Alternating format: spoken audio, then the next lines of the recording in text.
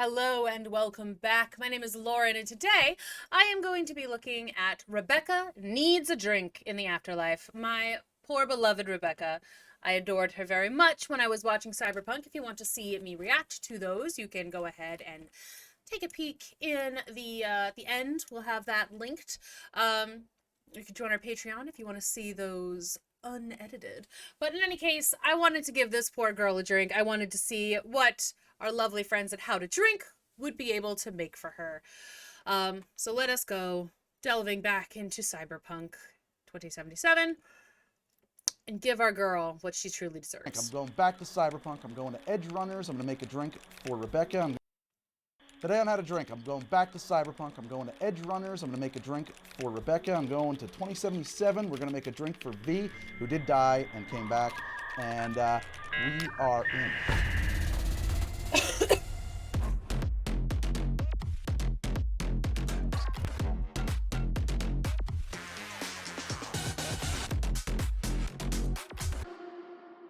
All right, well, that was a pretty cheesy opening, admittedly, but I do kind of feel like I've got to stick with the mold here that I established on my first Cyberpunk video. It's like funny now, like Cyberpunk is just going to be a recurring theme on How to Drink. I don't know why, but why not? And of course, Cyberpunk is the tabletop role-playing game created by Mike Pondsmith in like 1982 or 1984, 80X, 1980X. Which is perfectly cyberpunk. And it's been adapted into Cyberpunk 2077, the hit role-playing game by CD Projekt Red. It's undeniable that 2077 shipped with a lot of bugs, and people come at me in the comments when I call it a hit because they didn't like the bugs that were in it. No, that's not what hit means. It means it outsold like everything else. That's a hit. It did very well. It's getting a sequel. That's a hit. It got a spin-off, an anime spin-off, Cyberpunk Edge Runners, which we're doing another drink from today, that was a massive hit as well. I don't know. I think it's a hit. I think we could call that a hit, and you guys are just trolls. A lot of people in the comments were telling me, hey, you got to make a drink for Rebecca. Rebecca, she's a great character to do a drink from. She deserves a drink in the afterlife, for sure. And Maine, I said, no, Maine dies like a chump. He didn't go out in a big enough way to get a drink in the afterlife. Maine, my beloved.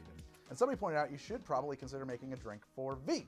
V is the protagonist of Cyberpunk 2077. In the prologue of 2077, V does technically die quite spectacularly and is then resurrected by the digital ghost of Johnny Silverhand. And a quick thing about the Afterlife. The Afterlife is a bar that is built in an old morgue. All the drinks are named for mercenaries who died spectacularly in the line of duty while performing illegal activities. My headcanon for that is that, well, like everything in Cyberpunk, it's a highly commercialized, almost themed tourist bar at this point. Everybody knows about the Afterlife. It's not like a secret club anymore. And the drinks are named for these spectacular solos, not because that's what they liked to drink, but because you can trade on their namesake and sell really cheap mixed drinks for top dollar. For me, I don't want to do that. And I also don't want to mix up like sodium hydrochlorobenzene flavorant whatevers, because everything should be artificial too. I always operate from the assumption, the pretend assumption, that the drinks are good, or they should be good. And I like that. It's a good assumption to make, sir. At least a little bit more complicated. Today, we're definitely going to go in that direction. I'm going to make a drink for Rebecca, and I'm going to make a drink for V. Let's start with Rebecca. Let's go with Rebecca first. Rebecca is one of the main characters in Cyberpunk Edge Runners. She has a really iconic look. I thought about her eyes a lot when I was working on this drink, right? And they're like red and green ringed. I'm coming to why. That is a component of how I got here. And I also thought about how she bites it in Cyberpunk Edge Runners. And if you haven't seen that, you should. And if you haven't seen that, here comes a spoiler. She bites it by being smashed into the earth by Adam Smasher, one of the legendary bad guys in all of the Cyberpunk lore, who somehow manages to just stay alive for hundreds and hundreds of years. So I'm gonna make a drink called the Rebecca Smash. I have to pat myself on the back just a little. Oh, rude! Oh no, that's rude! And saying that Rebecca Smash for the Rebecca who was smashed to death by Adam Smasher. Pretty good. I think I got it there. So a smash typically. I loved her, and she lasted so long. Like, a lot of that crew died kind of quick. She stayed for so long. Involves crushed or sliced lemons instead of lemon juice, so that's what we're going to do here. I'm going to throw 4 of them wedges right here into my small tin. I'm going to put in 6 to 8 mint leaves. This mint is amazing, though, by the way. This is mint we got at the grocery store. This is my new system for keeping mint fresh. It's called Shocking the Mint. I should almost do like an episode or maybe a short about that or something. Maybe I'll do it on TikTok. I don't know. It's unbelievable. It's a process by which you can shock the mint and it will stay fresh for like a week, just like this, non-refrigerated. So it's pretty damn neat. Although the water apparently does get kind of murky. Maybe use something that's not clear for that purpose. 6 to 8 mint leaves. So I originally worked up this recipe using some cherry hearing and also some simple. I have since reworked it to use a cherry simple syrup that I made. I'll tell you how easy this is to make. I got the tart cherry juice from Trader Joe's. I mixed it 1 part tart cherry juice. I will say, we'll listen to his cherry juice talk in a second, but we do something similar with our mint at work. I want to know what he does to get his to last a full week. Ours usually lasts like 3 or 4 days. No, honestly, it can last a while. I want to know what he does though, because like, if I can get our mint to last a little bit longer, that would be great, because we use mint in a lot of our drinks. So 2 parts sugar by weight, and I cooked them to a boil, and it made a delicious cherry syrup. So I think that's 3/4 ounce of this, and 2 ounces of whiskey. I happen to have this bottle of Akashi Japanese whiskey. I grabbed this because we had it, and because it seems really on point for our setting and our everything about Cyberpunk. We're gonna use 2 ounces. The thing I think you should know about Japanese whiskey is that, unless I'm mistaken, and they've suddenly recently changed it, like in the past year, there's like no rules governing what Japanese whiskey is. So like a lot of it is blended Scotch that they buy in Scotland and then import and rebottle. Some of it might be bourbon, whatever. That's not universally true. Some of the Japanese whiskey brands are very above board, like Nika, for example, I think is one that you can really trust. I don't actually know anything about this. I just happen to have the bottle and I thought it would be a great thematic choice. So we're gonna use it. You should use the whiskey you like. And if you like this thematic choice, I'm pretty sure this will be available at Curiata, drink.curiata.com. 2 ounces, there we go. At that point now, I'm going to muddle. Okay, there we go. We've muddled our lemons and our whiskey and our mint and our cherries all together. Yum, yum, nice. Yummity dum. We're gonna shake this over ice. 1 in there, crack it. Boy, is fresh ice easier to work with, Jesus. I know that sounds stupid, but it really does make a difference. That frost on the outside that builds up over ice and on ice in a freezer can really interfere with my ability to crack it. I can't crack ice like that at all though, so he wins. There we go. It's gonna try to go into this little diamond glass if possible. I've got my neat future glass here. Even though this is a smash, I am going to strain it into that glass. Cyberpunk, one of the rules is that style is everything. Style over function, form over function. I'm gonna take a little Midori and we're gonna sink it into the bottom there, just for an effect. Got those green and red things going on with our Rebecca in her eyes. Hit it with a little bit of mint. Put that in there. Yep. And there it is, the Rebecca. You do want to do that. You do want to like smack the mint to if you're gonna use it, especially as a garnish. It helps release like the oils and the scents in there, and it just makes it taste a little bit stronger, like mint. So that's something that you do always want to do. I like to see him do it. I feel like I've probably mentioned it before. I've probably seen him do it before and mentioned it, but a lot of places don't do it. Like I was making mojitos when I was at the beach this summer with my family, and like my mom was like, "What are you doing?" I was like, "You want it to taste minty, right? Like, you gotta smack it." Rebecca. I do think this drink goes with a straw. So there we are, the Rebecca, as I believe it should be served at the Afterlife. I can't speak. So what the thing with the straw is right now I'm in the Midori. You want to moderate that, right? You can take your straw up and down and sample from different depths and get different mixtures of Midori and also of the rest of the cocktail. That's great.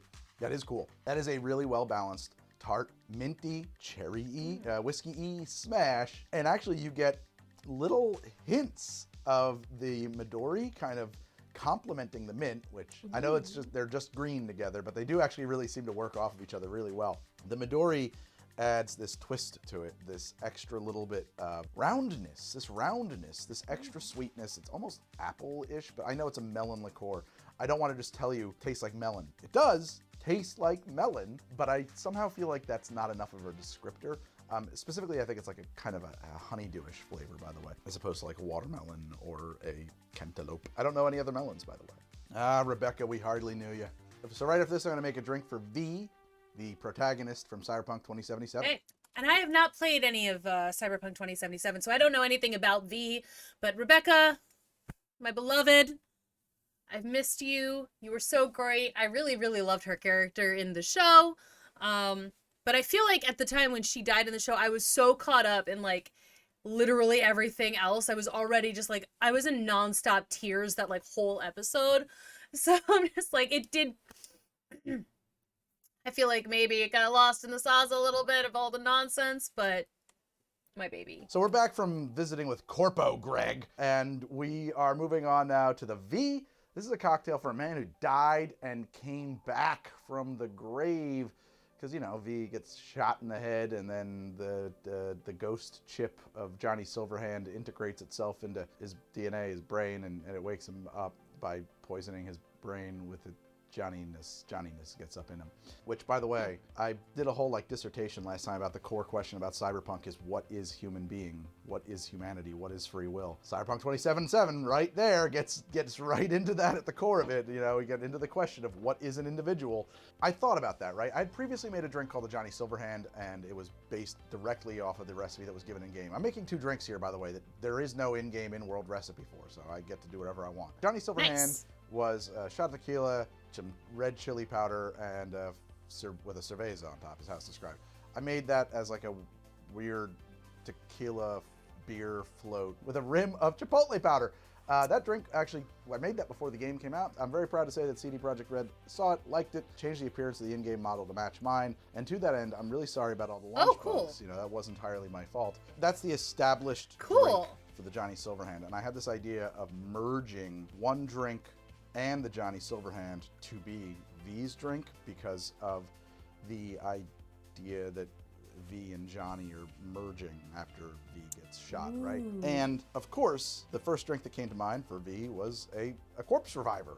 So this is going to basically be taking bits of a corpse survivor and bits of the Johnny Silverhand and putting them together into a new drink for V, the Gestalt of Silverhand. I'm gonna need another lemon because I foolishly cut that entire lemon into quarters. Okay, slice that guy in half. Yeah, we're gonna do 3/4 of an ounce of lemon juice, 3/4 of an ounce of orange curacao. Orange curacao.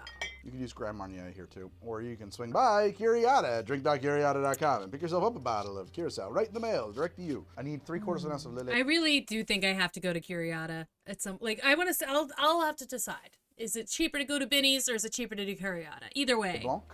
And it is weird to shake a drink that's got Lillet Blanc in it, but that's okay. I don't know why it's weird. It's not really weird. It feels weird. Why am I shaking this drink instead of stirring it? Well, it's got lemon juice in it. So. And now I need 3/4 of an ounce tequila. Well, I thought I needed 3/4 of an ounce tequila. I originally worked this up and spec'd it with tequila. I used Fortaleza Reposado, although that's the Blanco. I'm kind of low on the Reposado, which is part of the instinct I had here to reach for something else.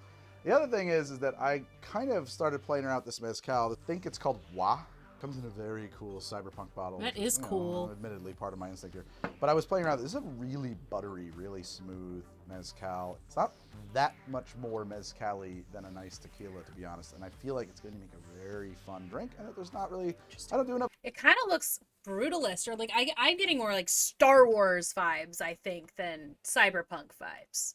Needs more neon. Drinks with mezcal in it, so 3/4 of an ounce of this mezcal. So that's everything that goes into the drink. It's ready to shake. I'm going to take a pause here to rim our serving glass. So we're going to rim our glass with chili, which I should warn you forms like a impenetrable glue-like substance. So only do a portion of the glass. It's kind of tricky to clean off, to be honest. I'm going to do, either about half the rim or maybe a little less than half the rim. Take your lemon. But when you rim a drink, you don't want to rim the inside of the glass. You don't want to affect what you pour into the drink. You want to give the imbiber the option to include it in their sip. Glass is going to stand by while I shake the drink. One big, one small. I mean, whenever I do a drink that's got a rim, I always just ask if they want the rim, and then I just do half the rim usually. Unless it's a margarita. If it's a margarita, you're getting a full rim of salt. But, And I'm going to double strain this just to quickly get rid of all the ice that's in there.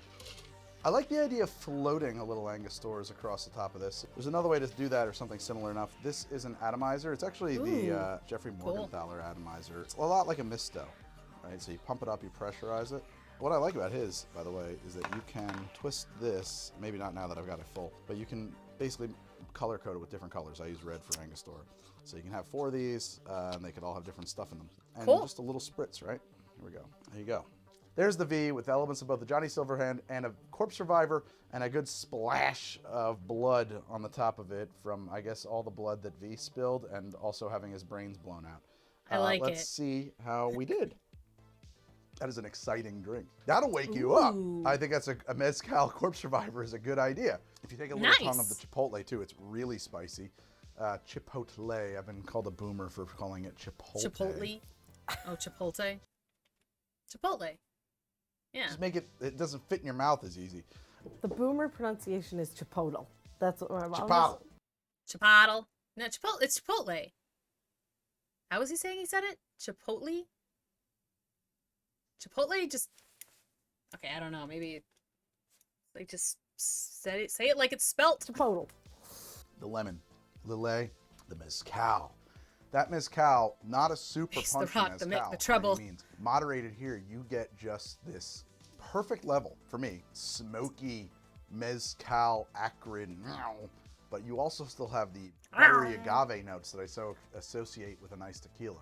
When you opt to pair that with a little lick of the garnish, really fun things happen. Because now, you're amping up the heat on the whole thing. It accentuates all the other flavors. It brings them all to the fore. The chipotle has a little smoke to it, of course. It's a smoked chili pepper. That actually, I don't think that actually outcompetes the level of smoke we're already getting from the mezcal. They kind of just become one. The Angostura bitters, frankly, I could do with a lot more Angostura bitters on this than just that little spritz. It does look really cool. My original thoughts was to float Angostura on the top of this. I'm gonna see just how that works out as a test right I want to know where he got that collar thing. I really like now. it. I love this drink. I am just gonna see if a little more something with a little float here of Ango, or if this is gonna sink right in. I hope not. Wow. And watching that spread across the surface like a cloud of blood is pretty fucking cool. All right, It's yeah, pretty do the float That's like kind of James Bondy too. That's cool. like I'd originally thought. Let's see how this drink is now. It's gonna be very different. We're gonna get a lot of cinnamon, a lot of demerara, a lot of allspice. But we're also gonna get those other parts of it. Oh, I like that a lot. Do that. Yes. Nothing is missing. Everything is louder. It now has this finish, though, of this drying kind of bitterness that I really enjoy. Let me try it with the chipotle. I love the way the smoky mezcal meets up with the lemon and the curacao here. That flavor trio is a bit like a mezcal margarita, except that instead of lime, you have lemon, which are wildly different flavors. The Little A introduces a very... I had somebody the other day who was like, well, we can just use... I was like, you cannot use lemon. The drink has lime in it. Don't try and put lemon in there. That's not right. Don't do it. It's so different. Light touch of sweetness and mellowing. It kind of lengthens out the other flavors. It kind of just gives them a little more space to evolve. With the Angostura now on top, we're confronted right away before anything else comes in with this allspice, clove, and cinnamon and the other mysterious ingredients that go into it right up the front. Rest of the drink comes in, and then we finish again in this combination of the mezcal smoke and the drying kind of acrid bitterness that's left over from the Angostura bitters. Just being able to smell that as you drink it, because it's a powerful odor, is going to change the character of the drink for you as well. But there's like chemical reactions happening in here. You can see like ripples moving through it. Oh, it's really weird. Cool. I'm happy. I'm pleased. This feels like a V drink. It's back from the dead, merged with Johnny Silverhand. Definitely do the float of Ango. I chickened out. I don't know why I chickened out. Don't do the spritz. Do the float. It's a good spritzer. I'll put a link to it, but do the float. The float's the way to go. It also harkens back to the float in the Johnny Silverhand. So, sometimes you second guess yourself. Your first instinct was right, One of the critiques of cyberpunk as a genre that comes up is that it is based on Orientalism and othering of people from Japan. Orientalism was more about justifying Western imperialism, so maybe not quite the right term here. Particularly of Japan. An 80s fear that Japan was going to supplant the US as like a major world superpower. I am not like broadly speaking, enmeshed in every piece of cyberpunk literature or media ever made. So that may be more true in some of the other stuff I've seen. I really only pay attention to William Gibson. William Gibson and the stuff I referenced, right? Like the progenitor of the genre before it became really just kind of an aesthetic and got watered down. William Gibson, Ridley Scott, that's really where it is for me. Kira, for example. I mean, I didn't know any of that stuff that he just said. Which is certainly not about Orientalism. It is a Japanese piece of media. I guess my question to myself is, one, is that a fair assessment? I have to assume that it is, right? That a lot of cyberpunk media is of that ilk. But are you receiving that message as, another cyberpunk piece of fiction, RoboCop. Very good, RoboCop. Don't discredit RoboCop. Top-notch stuff. Very much cyberpunk. But yeah, like I always looked at the cyberpunk media I consumed as being like a post-racism society by and large, where like there was this massive global intermingling of races and cultures from all around the planet. I always thought it was cool. I thought, here's a positive of this world. We've solved one problem. We have 400,000 other problems that have been created by rampant consumerism and capitalism and and fascism. But yeah, I definitely saw it more as a like the cyberpunk thing that I was looking in other versions of it do seem to be like, this is what happens with rampant capitalism, when capitalism is allowed to go too far. And honestly, like you can see things in Cyberpunk, the show, and like, and also the genre itself. And it's like, you can see where it's starting here and now in our lives. It's like, oh, we're kind of at level 1 of that. They're at level 10, but like, we're not backing. We're climbing that ladder in a lot of ways. We're learning stuff today. We solved the racism problem. That is always how I felt to me. And then I've got people telling me like, no, cyberpunk is an inherently racist genre. I question that. I don't deny it. I say, okay, maybe you're right. I have to think about that. But let's put it aside for me, whether or not that is true about its origins. My question is, are you receiving those messages and symbols? And if you are not, is the author dead? See, like that's always what I've wondered too. Like there are certain stereotypes or creations out there that people are like, well, it's racist in general. And I'm like, I would have had no idea if you didn't tell me that it was racist. So I mean, I'm glad that I'm aware now, but then it's just a question of like, well, like but I didn't know that, and now I do. But most people I've talked to didn't know that. Like people will talk about like goblins in a lot of different stories are often considered a anti-Semitic. Like they're anti-Semitic, and it's like I can see that now that you've mentioned it to me. So it's like, okay, I guess I've got to be careful with your goblins, but because I can see it, but I wouldn't have thought about it. So I'm just like, maybe that's because I'm coming from a place of privilege, and I don't have to think about it. But I don't know. So like that's confusing a little bit to me as well. I'm like, yeah, is he correct? Is the author dead? Because like I never ever would have considered Cyberpunk as being like racist or anti-Japanese or something. It wouldn't have crossed my mind. I had no idea until just now. So again, I don't know. Maybe it's because I'm coming from a place of privilege that like I just don't see it in a lot of ways. There's some things I can see. There's some things that are explicitly obvious. It's like, it's nuts. But there are other things that I'm like, I don't know. I don't see it. I'm sorry. And then the only thing you can do is if people are like, well, this is racist, it makes me uncomfortable, then you say, okay, I'm sorry, and then you don't do that thing anymore. It's not that difficult to stop doing the thing or stop saying the thing that people are telling you it's racist. Just be like, okay, and end it. But I don't know. I feel like there are things too where it's just like, I didn't see it. I wasn't like being groomed to think badly of somebody else because I imbibed this media. Like I would not have put together to like villain code drag queens because Ursula was based on a drag queen and she's a bad guy. Like it wouldn't have crossed my mind. Like that kind of connection it wouldn't have made a connection. There wouldn't have been a connection in my brain. Ursula was bad. That doesn't mean anything. Like, it's a self-contained thing. I don't know. Ignore it. It's fine. We'll just listen to what he has to say. Like, does it matter where it really came from? If those are now sort of invisible, bygone, useless symbolisms that are vestigial and just gone, and now it takes on this whole new meaning for you, decades removed from its origin point? I don't really have a good answer. I know there are people who would shake their head at me and say, you are dead wrong. Absolutely, those things matter. And I think that sometimes they do, certainly when they work as a dog whistle for people who are still in that That'll space. give him, yes. Meredith is nodding, and she's interchangeably nodding and shaking her head behind me. I'm listening. I'm taking it in. Yeah. So I just don't know. I don't know. That's it. I just don't really have. It's something I would just thought, like, that's a topic about Cyberpunk we can talk about, but I don't really have a position on it, except to say that, like, in the media that falls into the Cyberpunk genre that I have consumed, I haven't seen it. But also, I've only ever consumed a very narrow, slice of Cyberpunk fiction. That's true. I'll give him that too. Like, again, makes perfect sense. I don't know. So, if you can help me out with that, please do. If you got a thought about it, tell me how I'm wrong. Like, I am always open to learning and trying to change, if I need to. Like, I'm well open to that, so. If that makes any sense. And that's probably true of anybody.